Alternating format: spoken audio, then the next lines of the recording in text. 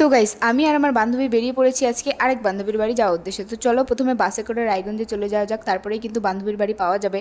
তো বাসে করে যাওয়ার পর আমরা দুজন হেঁটে যাচ্ছি, কারণ আমরা যাবো এখন ফুচকা খেতে। ফুচকা খেতে কে কে ভালোবাসো অবশ্যই কিন্তু জানাবে, আমি কিন্তু ভীষণ ভালোবাসি ফুচকা খেতে। তারপর টোটো করে গেলেই বান্ধবীর বাড়ি পৌঁছে যাবো। তো দেখো গাইস, এটা হচ্ছে আমার বান্ধবী। ও প্রথমেই আমাদের খেতে নিয়ে গেল, কারণ ওর ছেলের আজকে মুখে ভাত আর আমাদের প্রচণ্ড খিদে পেয়েছিল। সম্পূর্ণটাই কিন্তু নিরামিষ ছিল।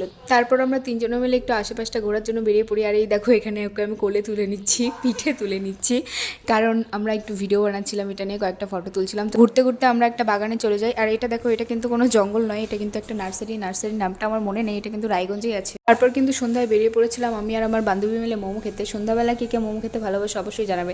আর এখন দেখো 12টা 16 বাজে আর আমার বান্ধবী এখানে ভিডিও করছে যে আমার খিদা পেয়ে গেছে।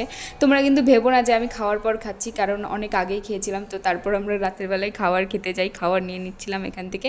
তারপর মাথায় আসে আম চুরি করার কথা। তো আমরা রাতের বেলা যাই ছাদে এবং ছাদ থেকে আম পেড়ে নিই। আমি কিন্তু ভীষণ ভয় পাচ্ছিলাম, কারণ কেউ দেখলে খুব বকা দিত, কিন্তু মধ্যরাতে কেই বা আসবে, সেই জন্য মনে আনন্দ নিয়ে চলে গেলাম। আজকে কিন্তু সম্পূর্ণ ভিডিওটা খাওয়া দাওয়ার ঘোরার উপরে ছিল।